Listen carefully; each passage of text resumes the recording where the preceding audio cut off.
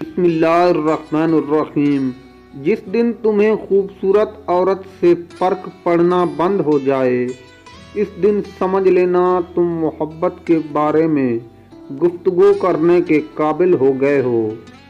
ہم ایک ایسے دور میں جی رہے ہیں جہاں گاڑیاں کی ورکشاپ پہ کام کرنے والا شاگرد کاریگر اپنے مکینک استاد کا ادب کسی یونیورسٹی میں پڑھنے والے طالب علم کی نسبت کہیں زیادہ کرتا ہے۔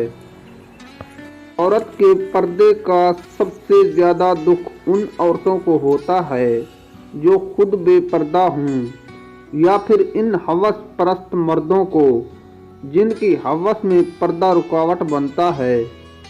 مرد مر جاتا ہے لیکن اس عورت کو کبھی نہیں چھوڑتا جو اسے اپنے ہاتھوں سے محبت کے ساتھ صرف پانی تک بھی پلا دے۔